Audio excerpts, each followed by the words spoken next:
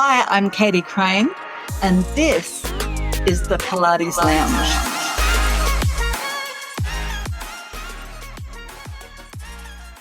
Welcome to Season 4, my friends, of the Pilates Lounge Podcast. This is a space for movement lovers, Pilates educators, and Pilates professionals who want to think a little bit deeper about the work we do. My name's Katie Crane. I've been teaching Pilates for over 20 years, and along the way, I've worn many hats. Studio owner, teacher trainer, mentor, and lifelong student of the work we do. I'm also a surfer, an adventurer, a mum, a busy wife, and someone who believes that movement is by far more than exercise. On this podcast, we talk about Pilates as a practice, not just what we do on the mat or on the equipment, but how Pilates shapes the way we move, teach, lead, and live our lives. We explore anatomy, health, business, culture, and the evolving identity of Pilates in the modern world. This is a place for honest conversations, lived experience, and perspectives that respect both the lineage of Pilates and the people practicing it today. So thank you so much for being here. Let's dive into the episode. So the deal is I've been doing a series on, so our listeners are predominantly Pilates people, but not always, movement lovers, movement educators, you know the deal. And so I've been trying to do kind of series where I get similar people in for a few episodes, so then we can stick to a theme and hopefully people can really delve into that theme. So this season, the theme is neuro. And of course, I've been trying to get onto you guys from the get-go, but here we are at the end of the season, which is probably great. Save the best for last. I know. I was like, who was on before us? Mariska, so just so you know, Mariska, so Katie hosted Pilates for Neuro in Darwin, Australia in like 2017. So like I was saying, Katie, like I was kind of half asleep because Carla booked me, like she knows I'm a savage, but like literally I got off the plane, washed my face and like walked into the course. So I feel like I don't remember. I was a little delirious. Well, you did well. You're too kind. Well, it was the first, that was a long time ago, before, like neuro now it's popular, right? It's like, it's become much more, I think it's become much more common for people to even be discussing. But yeah. I remember when you came to little old Darwin, like 120,000 people, Pilates wasn't even known, let alone talking about neuro. So you were probably half asleep. We're ahead of the curve, Katie. You're ahead of the curve. But you guys are blowing up now, hey? It's been kind of a pretty slow, steady grow, right, Mariska? So we started in 2014. And I mean, I know it's like not sexy to say this, but we've just kind of stuck to the work, continuing to do the research, and just we're really strict about the info we put out there. When you said neuro's big now, I kind of rolled my eyes because just like in any industry, there's like grifters who like take a weekend course and then start teaching neuro. But, we kind of really haven't had a problem. Like, would you say, Mariska? Well, I think we've always been dedicated to this population. And this niche. So we're not doing 10 million other types of trainings. It's like everything we do is brain-based training. So, there's a lot of, I think, teachers out there and they've got their osteoporosis course and their, shoulder scapulohumeral rhythm course. And we've got neuro and then more neuro and neuro take on something else. Yeah. And like Mariska said, I was just, and our main focus was always kind of Pilates for neurological conditions. Because, we have a saying and it's kind of being more picked up now, like everybody's a neuro client because the brain is involved in everybody's bodies. But a saying you hear a lot is Pilates is for everybody. And it's actually not. It's not very accessible. So we are have always been kind of like really focused on how can we get people with MS, Parkinson's, stroke, brain injury, that kind of stuff, part of the get them more involved because there's so much good stuff that they could be doing and to, decrease disability. Mm-hmm. Mm-hmm. And can I ask you, Mariska, what is that? You said before brain training. Can you define what that means to you? So as someone who lives with a neurological condition and has lived with a neurological condition for 20 plus years, like I know that my body does not get as much information as a normal person. So I have like numbnesses, I have like my leg does not connect to my brain in the ways that it should. So adding sensory input where we're talking to the brain through all the senses and not just cueing motor output and expecting that motor output going through damaged pathways is going to get exactly where we need to go. To me, and I know to Meghann, when we talk about brain-based training, we're talking about adding sensory and driving with sensory, like leading with it. So it's not like, oh, we're going to do this thing and then throw an eye exercise in there. It's like we're going to start with using the senses to drive movement instead of just saying like, hey, bring your legs shoulder width apart, put them on the foot bar in exactly this place, do this exercise the same as every other single person in here is doing it, because I have a fairly typical presentation of MS, but some of the stuff that works for a lot of my clients does not work for me. And, vice versa. Everyone has their own special nervous system and nervous system sensibilities and things it likes. And so we try to go based on the brain that's in front of us, in addition to the body that's in front of us. The real difference, and when we say, brain-based movement, what we'd love people to understand is all movement is brain-based movement. The brain takes in sensory information based off the sensory environment, what the client wants, what their past experience was. A lot of factors will help the brain create a motor map. Okay. So everybody is actually already doing brain-based movement. What we try to do is help facilitate an individualized movement based off how your unique brain responds. Like Mariska was saying, sensory drives motor. And this is not a Pilates problem. All the movement industry, my background's in sports-specific training, not really Pilates. I got into Pilates after that, was, we're always cueing, do this movement, cueing motor output. And those cues will then trigger a different sensory input. But when you can lead with sensory input in and individualize it to each unique person, it's truly magical. And the results we get at the Neuro Studio, neurologists have told us it was impossible. While I'm in his office, showing him on a patient that it's possible. And they're like, huh? And it's just because we've been never taught, didn't have the tools. Mariska and I created assessments so that we can identify your unique sensory gaps. So when Mariska was saying, don't just give a random exercise.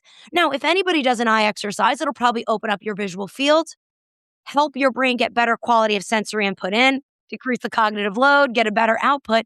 But just a random eye exercise can create a change in the nervous system. We look for a lasting change. So if, Katie, you're doing a movement, your brain doesn't sense a movement error. Say you lift your shoulders up a lot, right? Your brain doesn't realize you're lifting your shoulders up. And I can tell you a million times, but you're not deaf. So if we can, what's called augment the error, change the sensory input so your shoulders are lifting, it targets a part of the brain, sorry to be so technical, the cerebellum, to create a different response. So what's so cool about this is what we use for neurological conditions, but other people embracing it is kind of where we see movement going. And I hope it continues to go in that direction. So what does that look like to work from a sensory input standpoint? Well, we'll do it right now. Stand up, Katie. So, or everybody listening, if you do a squat, right? Everybody's going to do a squat. And when we squat down, we often look straight ahead or we look up, because people always tell us, keep your eyes up. The spine follows the eyes. And they're right. But this is a bad thing, because if you're looking up and you don't have the visual field, when you squat, your body goes down. Your eyes go in the opposite direction. So if I squat down and keep my eyes up, I have to move my spine because my visual fields can't take it. So I can do two things, Katie. I can ask you to touch your chin and sternum. That would be a proprioceptive cue to inhibit you from moving your neck. I could then say, hey, Katie, just gaze down without moving your head, and then move towards the visual target. Okay. Mm-hmm. So when you squat down, I'm giving you a clear sensory input with other sensory inputs to help your brain notice if you make any errors to create the change. So right then you're going to get a deeper squat because you're not over mobilizing your cervical spine. And if we extend our cervical spine, which when we squat, which most every athlete does, because hello, in sports of machine, they said, Meghann, head up, head up. But because I have a visual fields issue, mine don't go up that high. What, are you kidding me? So, but if I look down, we're not telling you to slouch down. I'm just telling you to look down and move towards that target. Your eyes then converge, your brain gets clear sensory input and creates a better motor map. So the movement's cleaner and we can shift proprioception by filling sensory gaps. Now, what if you're blind, Katie? I'm not going to use a visual. I'm going to observe you. We use our 4-quadrant stability model. We assess where there's problems. We sensory intervene and we keep it moving. Now, I'll be honest, Mariska, our assessments are hard. Would you agree? They are very hard. They're hard. We got to get good at them. As teachers, people want to be good at stuff immediately. What happened to mastery and working at it, right? So I always say to one of our level 3 teachers, said, Meghann, I am not good at assessments. She actually said she sucked. And I said, you're not very good at them yet. Keep at it. And it's, I didn't get good at assessments overnight. I remember I would see things and I didn't have words for it, right? Because there wasn't a language. So Mariska and I, listen, we're very good friends. We're business partners. We talk a lot. I'll be like, what does this sound like? She says, I think this sounds better. We're always going back and forth trying to create clarity in the language because this shit is complicated. And I Sorry, think also I yell when I talk. And I think also just the idea of what is an assessment, because I think the Pilates world is taught certain assessments. They're taught like, watch a roll down. And it's like, okay, but what are they assessing? What is that giving you? It's like maybe you see the person's like a little crooked or something like that. I like to do gait assessments, but that is a lot going on at one time. So it's sort of like you get a lot of information. You get almost too much information. And so you're just like, I gotta break that down and figure out exactly what to do with that. So what we like to do is assess within the exercise. So every exercise is also an assessment, and you see how that goes to see if you like the sensory input you're using. We see kind of what somebody's doing. And then it makes you have better, more informed choices moving forward. And it also makes you not have to figure out, plotting your entire plan of what to do with someone before they get there, because you never know who you're going to get that day. You know who you're going to get, but you don't know who they're going to be. It's like so much easier because I don't have to plan anything because the session choreograph itself, because we teach our students how to make every exercise an assessment so you know exactly what to do next. And you could use listen, I love classical Pilates.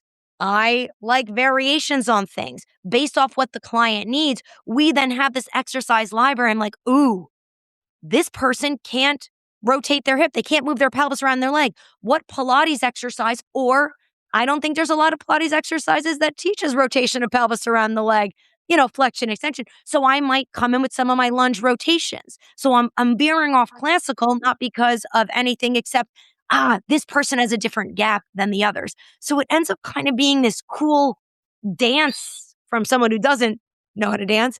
It kind of makes it more fun. And Katie, I don't know about you, but we've been doing this for a long time. I've been doing this 26 years now. I mean, burnout is real. Ever since I switched to this model, oh my God, I could see like 8 clients in a row. Mariska thinks I'm crazy. She's not wrong, but it's so fun. It's fun. But I would add, even though we do love Pilates, that I'm very crazy.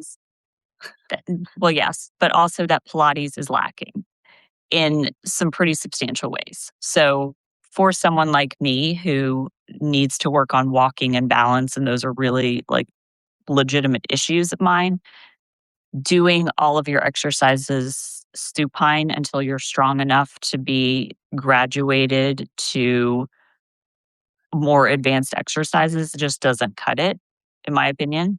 It's like we really need to be doing standing and balance in every kind of workout we're doing. And it's like you can get really, really strong. And I definitely was that person. I was focusing almost exclusively on Pilates at one point, and I had an awesome Pilates practice, but my walking was getting worse. So just staying within that modality, if you want to be working with people with neurological conditions, I think it is a slight disservice. Slight, maybe more than slight disservice to But I them. think you're even saying something even more important, Mariska, is a lot of the stuff we do in the gym actually inhibits all our gait cycles. So like for me, I lift heavy, I do classical Pilates, I kind of do all the things. I need variety. My brain needs a little spice and change. I don't like to do the same workout twice. It's like my brain short circuits. But we can build strength, we can build those things. And kind of, Mariska is great at with creative exercises is we can do strength, standing, and balance. And I think sometimes the Pilates and movement world thinks balance is just doing eye exercises or standing on one leg. No, no, no. It's integrating the senses beautifully. And that's to me where it gets kind of really fun. And it makes clients I mean, we get clients to do things that they did not think that were possible. I had this 85-year-old woman who's like, I can't balance. And just with a head mounted laser and a few cues, she was able to weight shift and lift her leg. And she was like in tears, but nobody helped her figure out where her head was in space. It was all proprioceptive cues. And she was also a hypermobile person. So I'm not against giving proprioceptive cues to hypermobile people, but we don't yell at deaf people. So there's other avenues to give sensory input to talk to hypermobile people or people like Mariska, who is strong as hell, but sometimes she can't feel shit. Or you feel something different, right, Mariska? I don't want to say you don't feel things. Different sensations. And so what are those sensations like for you, Mariska? Can you explain how it might be different to somebody without MS? Well, at the current moment, we'll just do a little scan. So right now, my outer thigh has this kind of creepy, crawly sensation on it. Like my skin feels like, it's a horrible description. It feels like something's crawling on it. That's been bugging me for like a couple of weeks now. My left foot is a little bit numb. I can't actually lift 4 of my toes on my left foot, like physically cannot lift them. I can't dorsiflex my foot past 90 degrees, actually a little bit even less than that. So there's, numbnesses, but there's also places that are just stuck, that things can't move. And then there's also parts that have pain, but also parts that just feel unpleasant. And I try not to think about them. So in some ways, I like exercise to distract me from how my body feels, where some people like exercise to feel their body more. I think there's sort of the balance you have to find for each individual person. Mm-hmm. Yeah. And can you explain a little bit more about, say we have a look at classical, contemporary, however you want to say it, Pilates, and we do start with a lot of supine work, spend all this time laying on your back, doing your footwork. But with you guys, there is a lot of, okay, let's get you upright. Let's use, slings or springs or straps and visual aids, to give you that sensory input. Why does that tend to work better than spending all the time laying on your back? Can I start with the supine thing, Mariska, and then you take over? Let me get to first, and then you hit the home run. Sorry, that's an American baseball. That might not translate to Australians. Let me see. I don't know how to translate that in cricket. Cricket still confuses me. Yeah, it confuses anybody who doesn't watch it, and I'm sure that not enough people watch it to care. Perfect. Wonderful. So moving on. I know a lot of weird facts about sports, but let's put that aside. So supine is something very interesting. We're flat on our back, but in real life, our spine and ribs are never on the same plane. However, in supine work, and most people feel still rounded when they're on their back, they're actually not. So a lot of supine exercises screw up people's proprioceptive body map. We have strategies. We overcome them at the Neuro Studio. You'll see us sometimes laying on specific towels, not foam rollers. And what we're really doing is helping the brain feel what's actually happening, not what it's supposed to happen or look like in the textbook. But supine exercises are a huge problem from a sensory input perspective because there is very few times in our life when we're getting flat sensory input along our back, head, ribs, butt, legs evenly. It does happen when we're sleeping. So we do a lot of exercises for clients in bed because a lot of people get nerve pain and problems in bed, pain in bed. That's another thing. However, a lot of supine exercises can be accessible. So there are ways to change the sensory environment to benefit. But we're really looking at where is somebody not stabilizing and responding. Sometimes when their spine doesn't move, people think their spine is stabilizing because stability has become a word that has lost its meaning. Stability should not be preemptive. It should be a response to a load applied to somebody. So we still do supine exercises, but we have creative ways to get around that in addition to bringing people up to standing. Now, standing, where I'm going to hand it off to Mariska, is another situation where if you don't have good sensory input from your feet and you're not getting it elsewhere, so we need to create strategies to make standing more safe from a sensory perspective. That's why you'll see us use that fused ladder a lot, which is Mariska's design. But it's a really great tool for clients because we can bring things.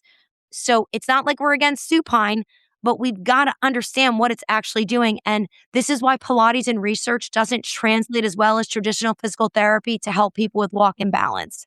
So we have created changes to fill those gaps.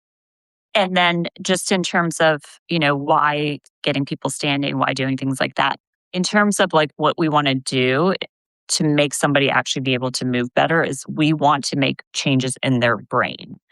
And to make changes in their brain, we need to have repetitive motion practiced with sensory input, focus, things like that. You can do amazingly good footwork, and that will build a brain map for footwork being really good, but that does not translate to walking. It does not translate to squatting. It actually translates to really practically nothing that you're doing in your daily life. Footwork. It's like you do footwork really well. But like if you were doing a squat, you're not in that position. Your butt would move back, your legs would move in different ways. So, in terms of like the things that I do personally for myself, and I know Meghann and our teachers do for their clients, we are really trying to train basically two things. We're trying to train elements of walking and elements of balance. And even if somebody is in a wheelchair, we still have to train balance. And I don't know anyone in a wheelchair that wants to be there if they, have a condition where they could have the capacity to get out of it. So those are really the exercises that we focus on.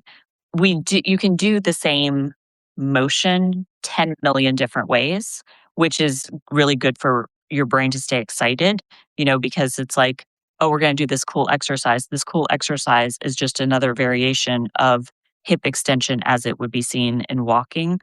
And you could do that side lying or standing. Can't really do that supine. It's like that's just not there's a floor there. So you can't get your leg to go into extension. So we are just trying to repeat these movements in exercises. And I always say, I consider myself Pilates inspired because that's my training. But I built an entire apparatus to make standing exercises have more options to them. This is the older model. Let me turn my camera. I was like, this is the newer model. I'd like to see the newer one. That's the newer one. So, there we go. Yeah, that's the newer one. I was just say I didn't make it originally for neurological clients. I made it for group fitness, but it did end up being really, really useful for. It became Meghann's favorite toy. Really, Meghann has 3. So, and I think something also to point out, and Mariska, stop me if I'm like on too high on my soapbox here about accuracy and precision. You'll see a lot of Pilates teachers say Pilates works on precision, and that's actually not accurate. So I think, and it's not because people don't know, they just don't realize what the true meaning of the word is. And I mean, we could switch the meaning if we want, but Pilates really works on accuracy. So when we're doing footwork in the movements, every time we come in, we're trying to improve our client's ability to differentiate their hips from their knees, from their spine, to get all that good stuff happening. Okay. Now, that's improving accuracy. Precision is very different. Precision is not improving how you do it. It's the ability to replicate it. Again, exactly as is. So like if my face is a bullseye, my nose is more accurate than my chin. So as I improve my footwork, I'm becoming more accurate. I'm getting closer to my nose. Precision is totally different. Precision is not hitting the bullseye. Precision is hitting my cheek 1,000,000 times. So we joke, I saw that from my friend Shantae, 3 sets of 1,000,000.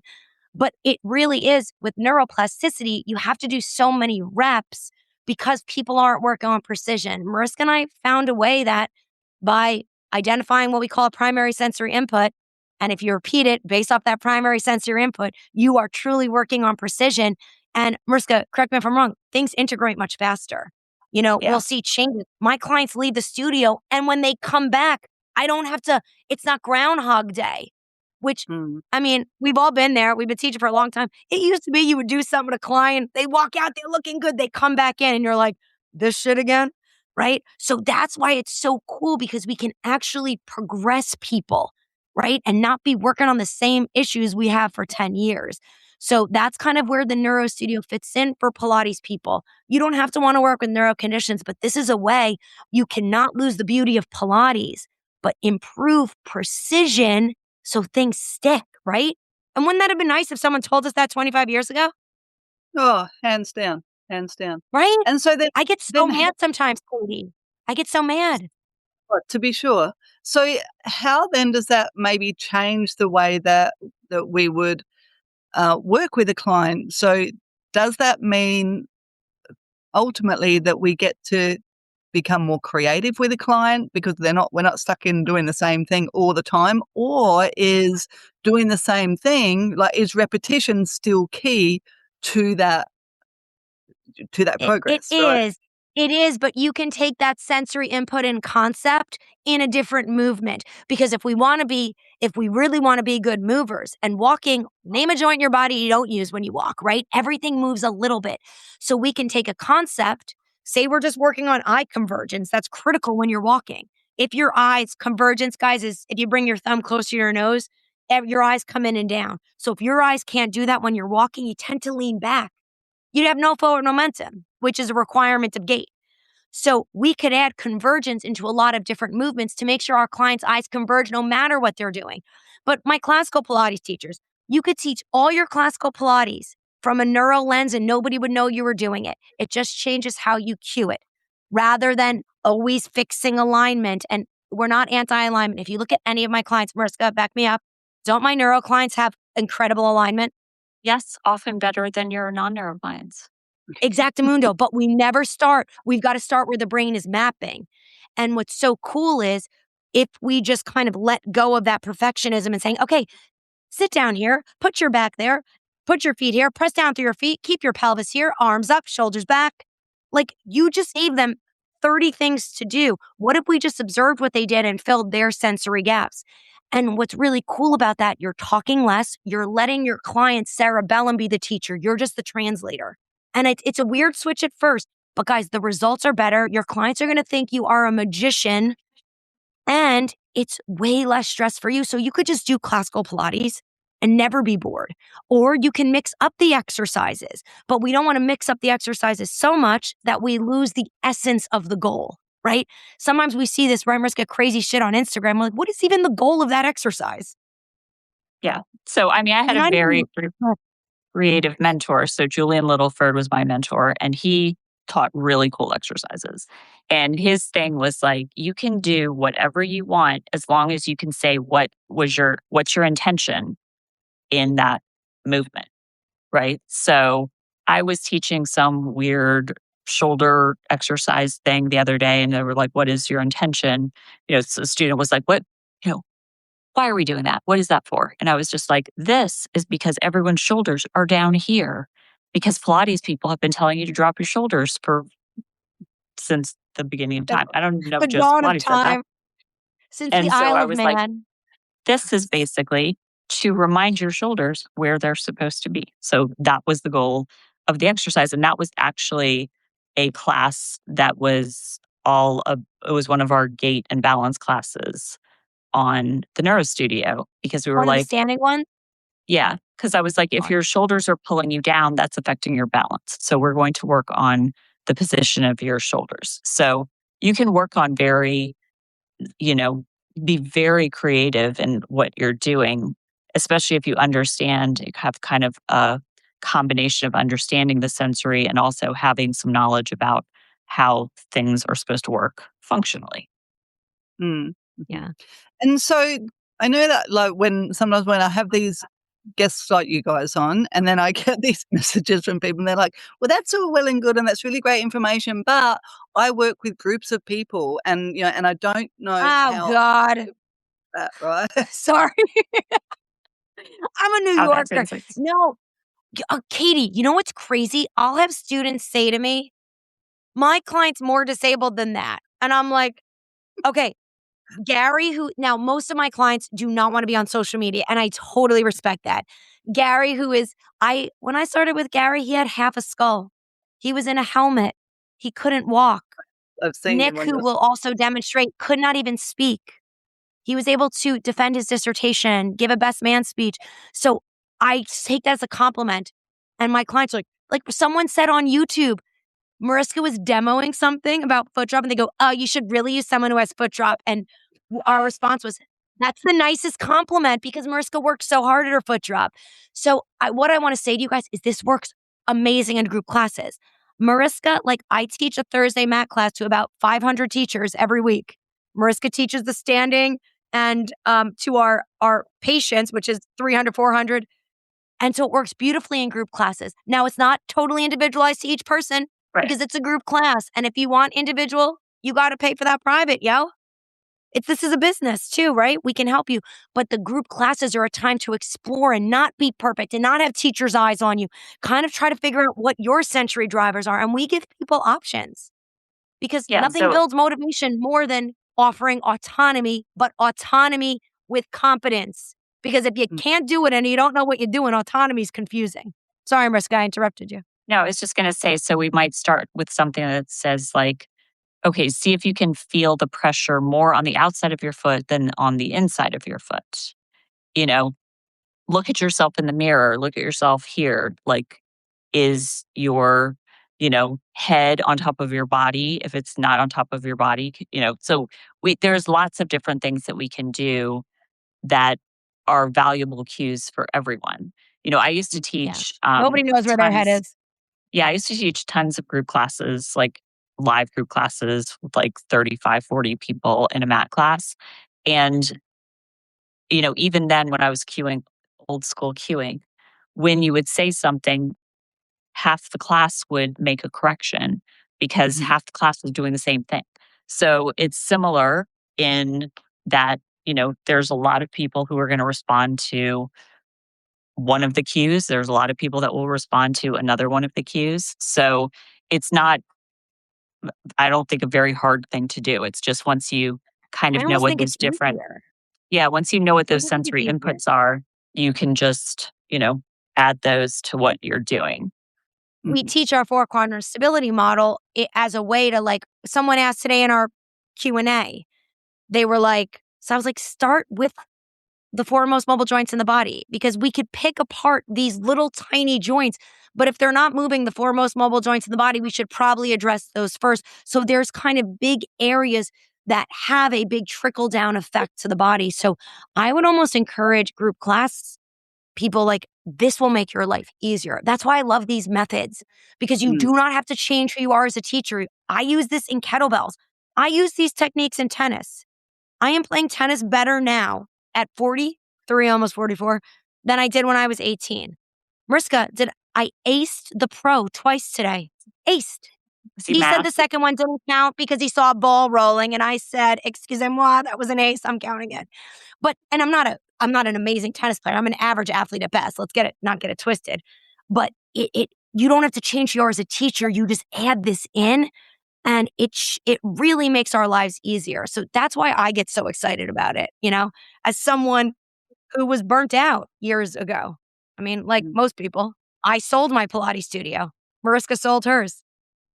Katie, did that. Yep. You're next. I'm always for sale. I still remember those beautiful floors. You still have those cool floors in your studio? Oh, golly gosh, we have relocated studios, so we're bigger than that now. We're like a 400 square meter studio, same floors. My poor husband had to hand paint 400 square meters He's doing of floor. okay. He's doing okay. He's a good boy. Yeah. Isn't he Is it? American? Yeah, he's from the States, yeah. I thought so. I remember that. And it was a good group of teachers that you had there when I was there. I do remember that. I remember all their faces. No, I I don't think there's remember still everybody's name. I think 2 of the people are still working with me. Does Yeah, we've Alex gotten still work with you? No, young Alex, was it? Yes. Yeah, I no, think it was she A. relocated. Yeah, she relocated down near Byron Bay. And then there was another teacher who was a Kiwi. Is that okay to say? Is that appropriate? Yeah, absolutely, Okay, Sarah. sorry. She's gone back to New Zealand. Golly gosh, that was a long time ago. So I've still got Matt with me, so the guy that was there. Yes, I Matt, remember him. yeah, and I'm not sure if Rena was there or not. Darwin's very transient, it's like the Yeah. top of Australia. Everybody comes here for 2 years and then leaves. So if I can keep somebody to 5 to 8 years, then that's key. So I've still got the same people for the last 8 years, which is cool. But yeah, no, same floors, it's And bigger space. Mariska, in Darwin, there was this beautiful blue waters. And they're like, you can't go in them. That's where they have the saltwater crocs. My husband and I were Oh. fascinated by this. So you couldn't even go to the beach unless you wanted to get eaten by a crocodile. Well, that's not fun. Well, but we're in the beach every We had a week. blast in Darwin. We'll water ski every weekend. We're faster than crocodiles. I don't know. If you're an ocean person, you're in. It doesn't matter, right? I love that. I am not faster than a crocodile. I don't want to rush anybody, but my phone is on its last bit of battery because I couldn't log in on my computer. So if you drop off, we won't be insulted. If I drop off, then I didn't in. just. Well, I can't come back in because my phone will be dead, and I couldn't log in on my computer for some reason. Oh, dang it! Right. Well, with that Let's in mind, Mariska some questions now. I'll shut up. With that in mind, now I feel like I'm on the spot. Why don't you share a little bit of your story, Mariska, or why don't you share something that you think is really relevant to the work that you do? Hey friend, thanks so much for listening. Did you know that you can now find us on YouTube at youtube.com/The Pilates Professional? Now, if this episode resonates with you, please share it with someone else who would benefit from hearing it. Back to the show. I think the biggest push I have now in this work is that I have acquired some amount of disability over having this disease for so long. I also decided to move to Malta, which is the least handicap accessible place I could probably imagine. It is very hilly. It is crumbling. Everything is old. I went to the beach today and it was like walking straight down a hill on these little tiny paths with all these rocks and whatever. And I was just like, this is not easy. But because I want to be able to do all of these things in my life, it's like I have to train for them. It's like I have to work on my balance. I have to work on my walking. I have to practice what I preach. I think there's no bigger evidence of me practicing what I preach than moving somewhere that is not in any way accessible for people who are handicapped. So I don't want to live a smaller life. And I think that's what a lot of people with neurological conditions do. Their life starts to get smaller and smaller and smaller. And maybe they find ways to, get around and do things, and they embrace that a little bit more than I feel like I have been able to. And I'm sure if I need to, I will figure it out. But I noticed I was I think it was since COVID, and I'm an introvert, I just was not going out as much, not doing as many things. And I was having one of those, if not now, when? And then, America has got some issues, one might say. And so it seemed like a really good time Generous of you. seemed like a really good time for me to use my dual citizenship and, leave for a while or forever. That I haven't decided. Mm-hmm. And so you find that the work that you do, it gives you the capacity to be able to make those choices, right? Yeah. And it was interesting because we came here on vacation to Malta before we moved here. And on the first day, I was like, we cannot. It's like, it's crazy how steep it is. There's stairs everywhere. I hate stairs. And by the end of the trip, though, like my walking was a lot better. Like I had kind of acclimated, and it was really hot, which is sort of an MS thing where it's like heat tends to kick things up. But by the end, I was like feeling so much better that I was, I kind of had a moment where I was like, well, maybe, we can do this. And then, we kind of had to because we signed a lease while we were here because we were like, oh, this house is amazing. So it wasn't a spontaneous thing. It was semi-spontaneous to want to move out of the country. But we only really looked at Malta because we wanted somewhere Mediterranean and it's English speaking, which, helps a lot of things. Mm-hmm. So yeah, it was sort of a trust fall. I talked to another expat friend and she thought that was the perfect description. Instead of saying it's like a leap of faith, it's literally a trust fall because it could end really badly. But, it's sort of like, let's see how it goes. Well, isn't it? So far, it's going well.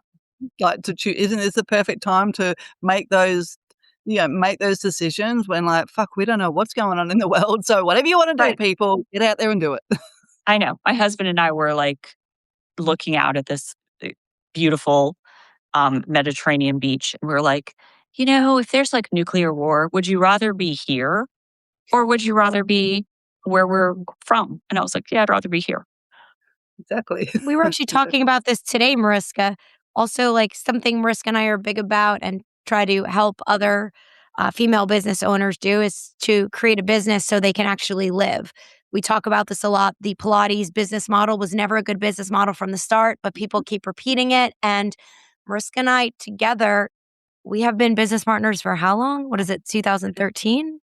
2013. We started around there, and we've built this business that is now letting Mariska, as someone with MS and as a breast cancer survivor, hope that's okay I said that, to live her life and not wait. And something I am working on is bringing that in this year to myself. We've really worked hard to build this business we're proud of that helps people, but it is employing other people and mentoring other teachers and helping them build their business. And we want other women to know that they can do that and also not be tethered to a job that is making you sick, right? Mm-hmm. So, unfortunately, sometimes things have to get a little weird before you get perspective.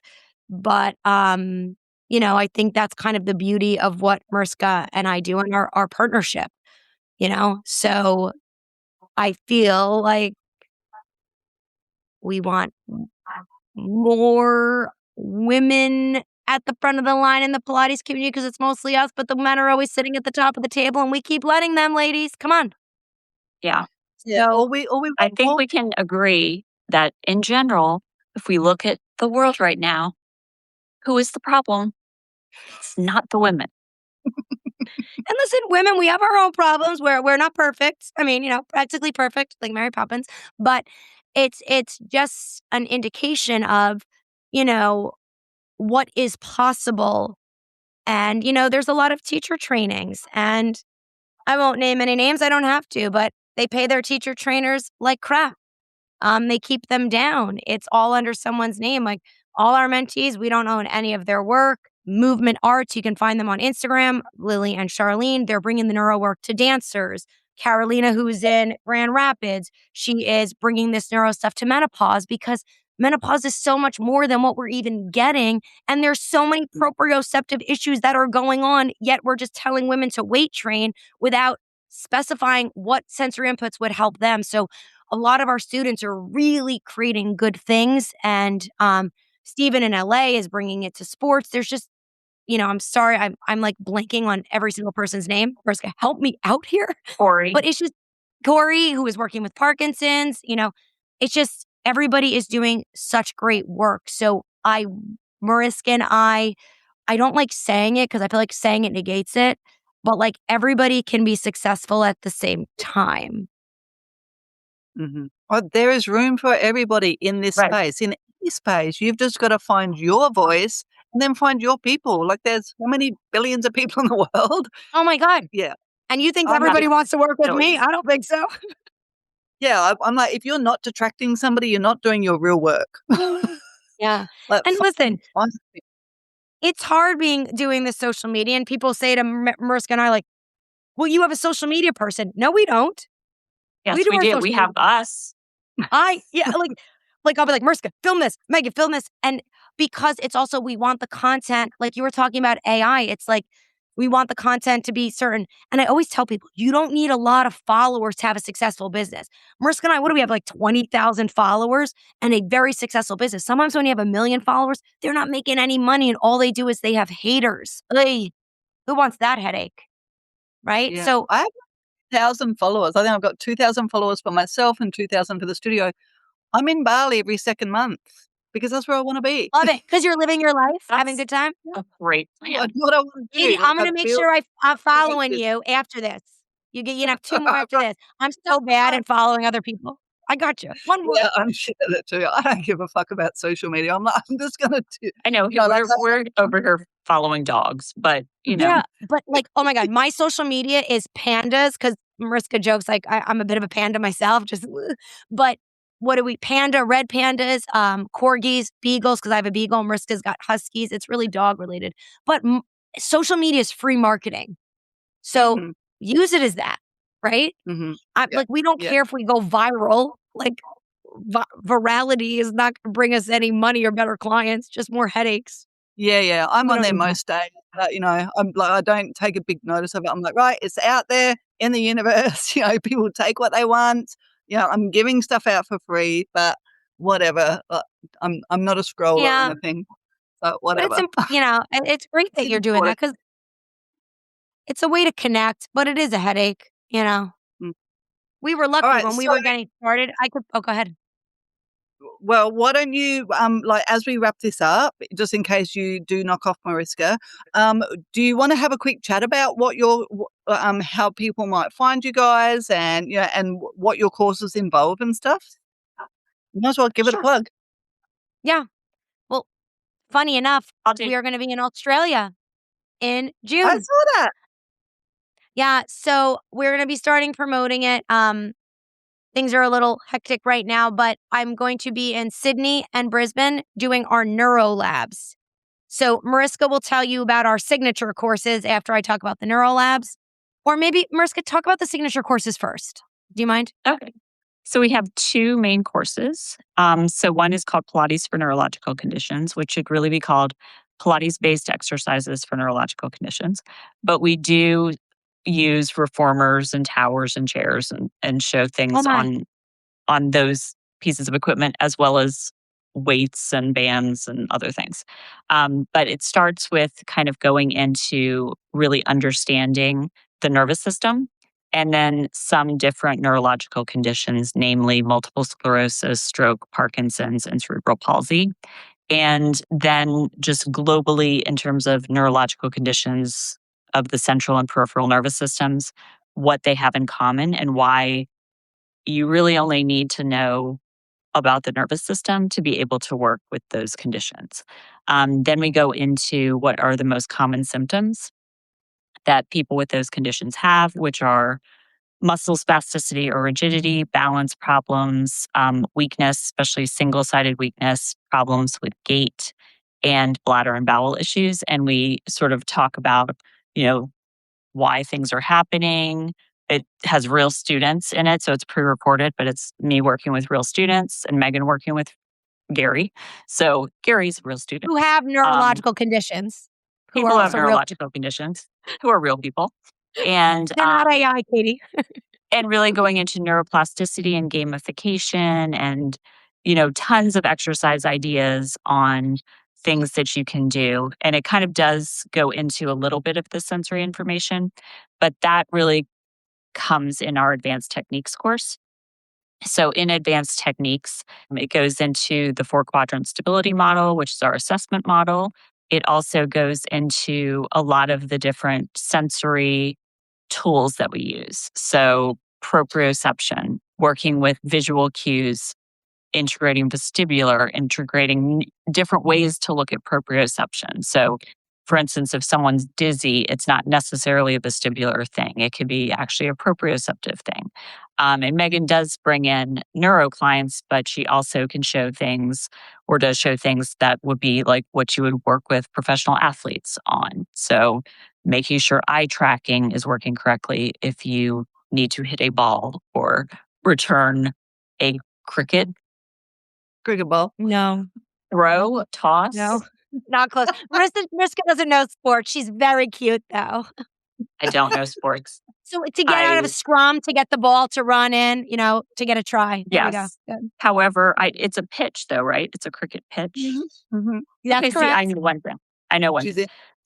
So anyway, and so Meghann also teaches that course live once a year, as opposed to dead once a year. So Meghann, you can buy it recorded, but Meghann will teach it in person once a year. And so because Meghann's doing so much research in her studio/lab, she brings in newer stuff every year. So every single year, the course gets updated, and then that lives on the Neuro Studio website as something you can purchase at any time, same as Pilates for neurological conditions. So we've really stuck with those as sort of our two main courses because we cover so much of what people, need there. But we did recognize that sometimes people want to see people in person. So that's where the neurolabs come in. Meghann, take it. And I think 2 things to point out. You forgot my favorite part of the advanced course, the cerebellum. Oh, yes, the cerebellum. That's all I talk about. That and, pelvic floor stuff. No, I'm just kidding. So why we brought in the neuro labs is everybody learns differently, right? So why we still have continued with the virtual courses is because learning 3 days in a row is not conducive to learning that lasts. So we do have digestible videos that you go through and that they're paced and different stuff like that. Okay. But as we know, I'm someone who loves to really dig into the theory and understand everything before I go practice it at my studio. Mariska's the opposite. She likes to tinker around and then dig into the theory. Both are important, but they're different ways to learn.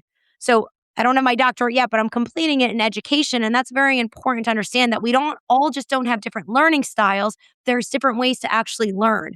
So the neuro labs are like fully immersive. There's very limited lecture where we just do the concepts. And people always ask us, so I'm coming to Australia to do the neuro labs. And people are like, well, I haven't done the full course yet. Come anyway. You might not know the background and the vestibular, but I'm going to teach you a vestibular exercise that's going to rock your world and get you so excited. That's going to work for your cricket players and your rugby players and your 85-year-old client who keeps falling and your client with a brain injury. Okay. Not the same vestibular drill, but different ones. So that can get you excited about the work. You can experience it in your own body and have strategies to start with. And then you can go back and take the course. So you're not actually working backwards. So, I think how we traditionally learn in school, when we went to school, it was lecture and then you had some labs, but it was mostly lecture, which I really benefited from. But so many people don't. Then they're labeled not smart, when in actuality, if the teacher got them to understand it on a deeper level, they would have got better marks than I did. So what I say to people is if you're someone who really needs to understand the whys, start the courses now. Join us in the labs. And even when you're in the labs, I have rules. You don't have to participate in anything. When I'm at courses, Katie, I like to sit back. I don't want to practice techniques I just learned with people I don't know. I need to let it absorb into me. But if you're someone who so some of our students are like, I don't know, I get nervous. I go, so sit in the back, hang with me, just observe, learn how you learn. But it is really important to have FaceTime because Mariska and I realized you can learn all the theory. And some of our clients thought they were doing the assessments correctly. And then when I meet them in person, I'll be like, ooh. And then we can get to work on it. What most Pilates teachers realize are they never reflexively stabilize. And that can be upsetting. And I say, don't worry, your client's probably moving better than you. So in our neuro lab that's in Brisbane, there's a whole day where we focus on your movement. And in all the labs, we focus on your movement. So in Sydney, on the 20th, we're doing a lab. It's focused on weakness, single-sided weakness, hemiparesis. Now, you will see that in all neuro conditions, but every human, our limbs are not symmetrical. Nothing is symmetrical in the body. So the tips for hemiparesis work on everybody, okay, which is cool. Neuro clients are a little harder. So if you can do it on a neuro client, you can do it on anybody, right? Day 2 is going to be all about hypermobility and hypermobility spectrum disorder. So if you have any clients who are hypermobile, if you're a hypermobile human, you need to learn the neuro side of it. I know there's a ton of hypermobility stuff out there. What you will learn in this lab is nothing like you will see, okay, anywhere else. And I can say that because Mariska and I invented it, okay, just based off neuro stuff. So assessments to help. And they are so helpful. It's made my life so much easier because hypermobile people fascinate me because I'm the opposite. I can barely straighten all the joints. Okay. So then in Brisbane is our what we call our advanced lab. It's a 2-day lab where we're also going to have clients at the labs in Sydney too. But because so many Pilates teachers are hypermobile, you guys will be the bodies. And then in Brisbane, we'll be working on actual clients using some of the techniques you learn in the advanced course. Again, if you haven't taken the advanced course, you just follow along and learn. Feel it in your own body. Then you'll be excited to go back and learn. But I want to come back to Australia because I haven't been there since 2017. We had some of our best courses in Australia, such awesome groups of excited teachers. Okay. So that's why we're coming back, but we are not abandoning the online stuff because it does facilitate great learning. And I think, Mariska, we try to do a great job of creating a community with Q&As and stuff like that. You guys actually get a lot of accessibility to Mariska and I.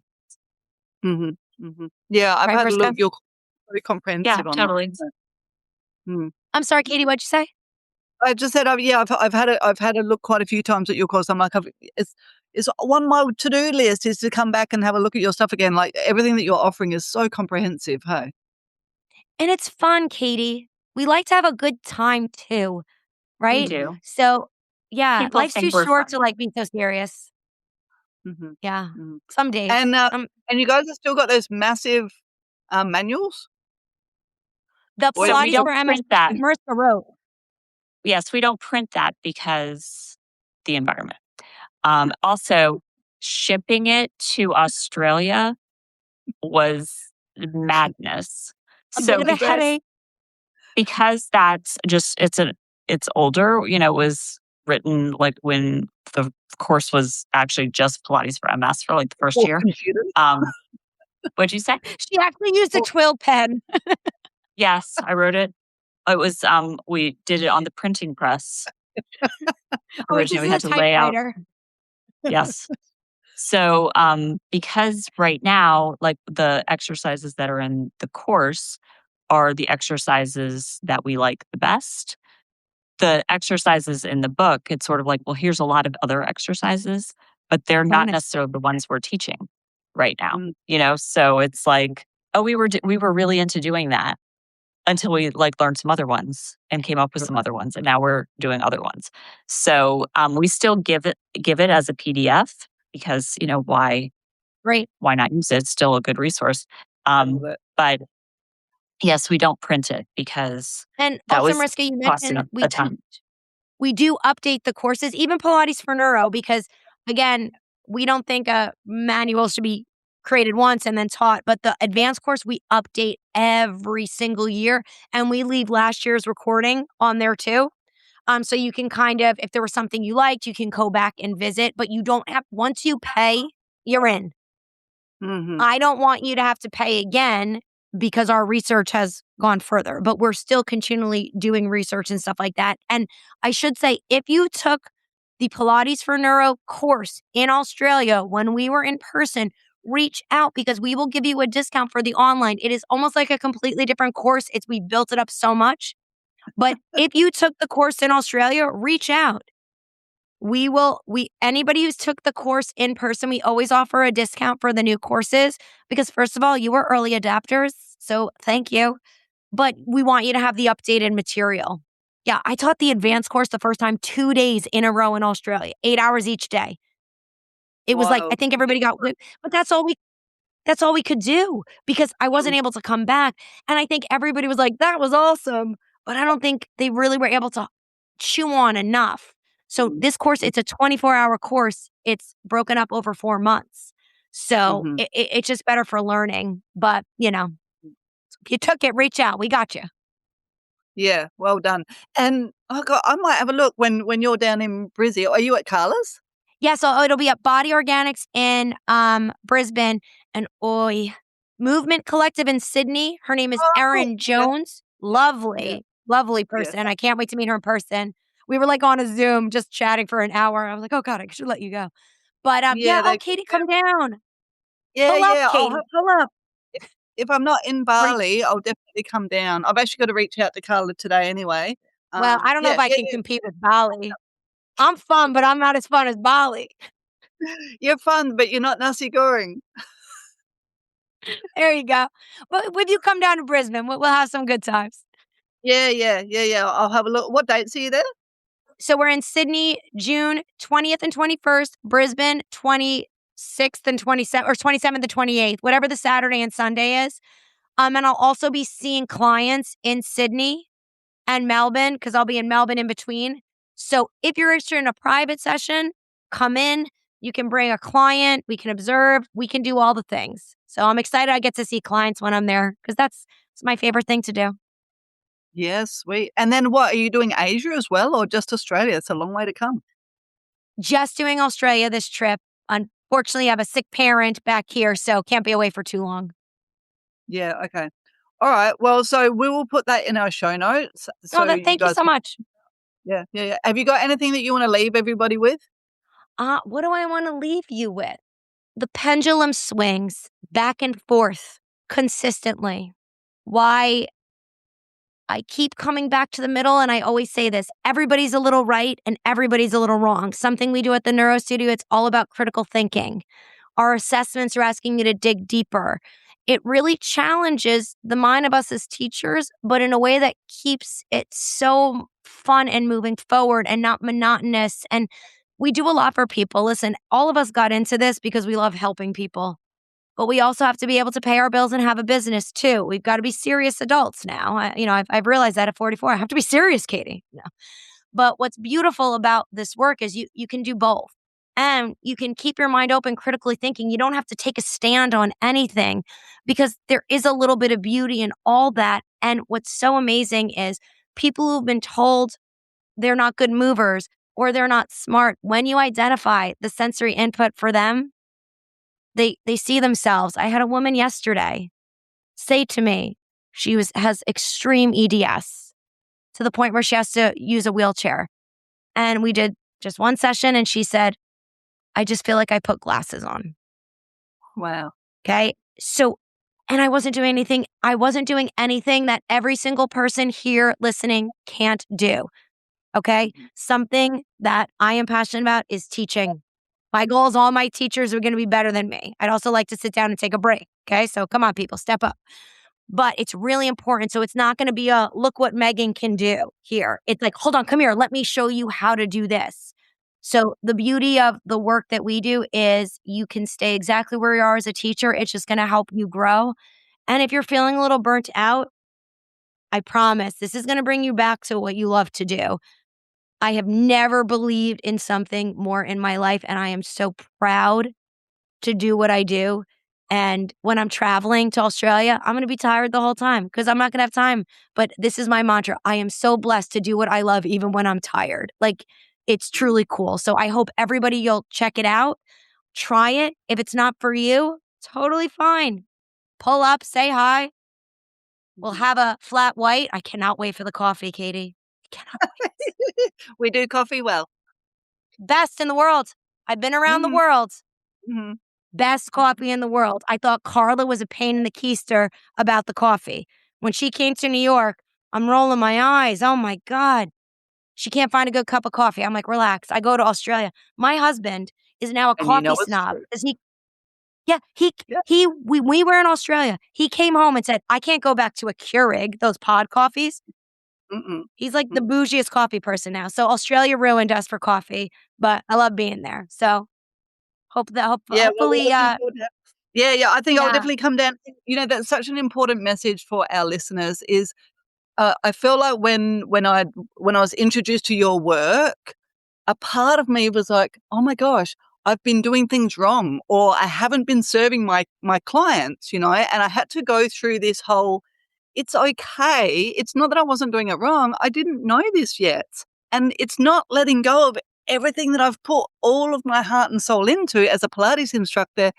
It's being okay with constantly being a student, and what can I take from this and how can I apply it to my clients now that they can keep learning? It's so well Such an said. important. And I think also, if I can just piggyback on that, is that will happen. But I am very clear about, you don't think I used that cue too back in the day? When we know Mhm, better, we do better. And let's be honest, if we were taught that way from jump, we would have done that. So all these mhm, teachers thinking, oh my God, I've been doing it wrong. No, no, no, no, no. And this is why I get mad at the Pilates education, because a lot of the Pilates educators are not continually educating themselves and keeping the training where it is. Now, this is not you could still teach classical Pilates, but we've got to make some adaptations. We talk about why pelvic stability isn't really a thing because the pelvis isn't a joint. It's a collection of bones. But there's other joints that really have stability issues. And Pilates teachers, it's so funny. Every time I talk about it, I refuse to talk about it on social media because I refuse to fight with people. That's not where I spend my time. But in every course, Katie, everybody goes, holy, yeah. And I go, I was the same as you. There were things that just didn't make sense to me. And my brain, where I am on the neuro scale, little neurodivergent, is I always had to understand the whys, and not because I was a pain in the neck. It just didn't make sense to me. mhm, And I think what our courses do, especially the advanced course, it fills all those gaps that you've been kind of like searching, but like not sure there's an answer. And you'll hear it in people's voices with teachers when they use, I call it word salad. It's because nobody's given you the answer. And I'm not saying I've got all the answers, but we critically think together and we're like, okay, well, what does this mean? What could it mean? Even when we're talking about shakes, those are cerebellar tremors. But mhm. it's not a good thing or a bad thing. It's information. But everybody keeps repeating that it means you're working hard. So we believe I know. people, right? And it does mean, and what it actually means, guys, here's the secret. It actually is your cerebellum asking for different and more sensory input. It means you're in the right direction, but you're not there yet. And it's not going to stick as a movement pattern because your brain's focused on the tremor, not the movement pattern. So it's not a bad thing. It's not a good thing. It's information. And that's why this shit is so cool, because Mhm. I feel like I can talk from a place where I can just sit back and not fight with people and be like, all good. Let them have what they think. But we're not unlearning things. We're pinning the holes and changing the language to be more clear. That's the difference. Because I feel you, Katie, and I see the look in people's faces when they feel like their whole identity was torn out. And I go, no, no, no, no, don't do that. I was you too. We're the same. You were taught that by someone you trusted. And because they were taught by someone they trusted.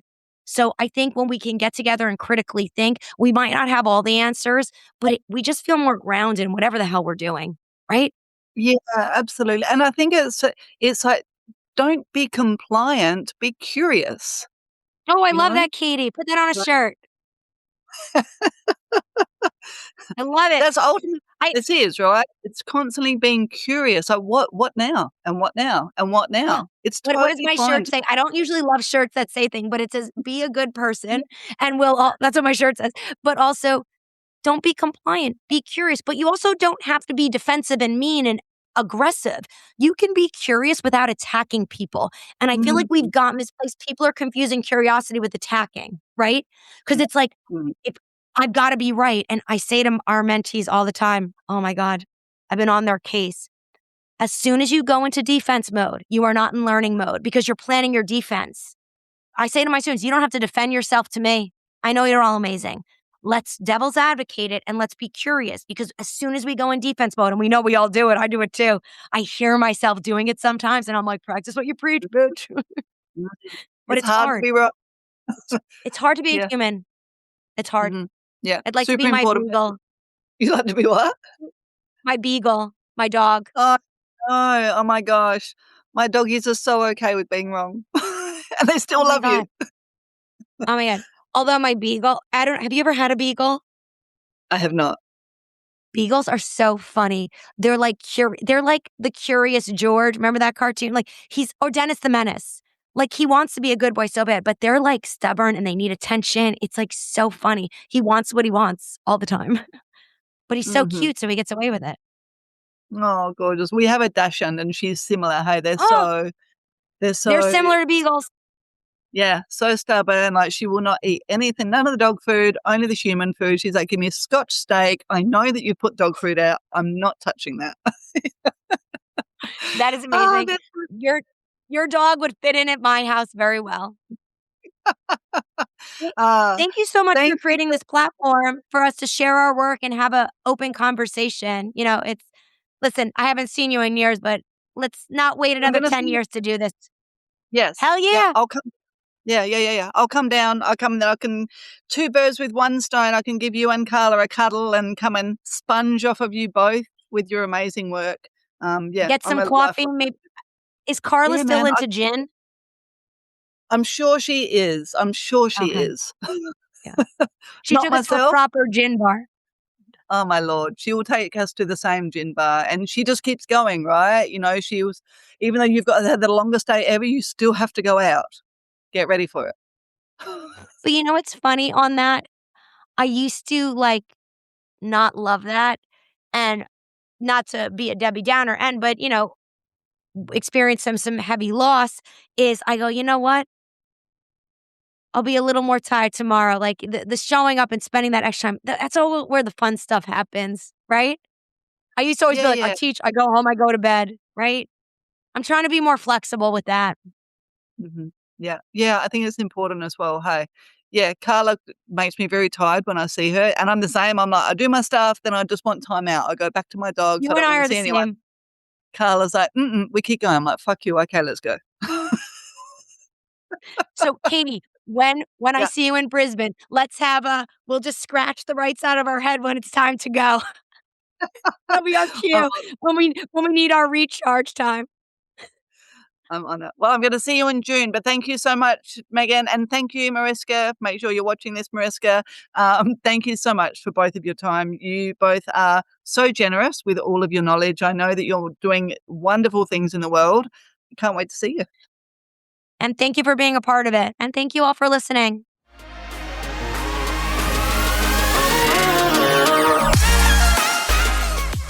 And that's a wrap, my friend. Now, before you go, make sure you check out the show notes. That's exactly where you'll find anything we're offering alongside this very episode, and the link to subscribe to the Pilates News newsletter.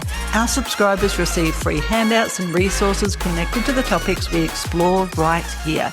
They're specifically created for Pilates professionals, movement educators, and Pilates lovers just like you. So, until the next episode,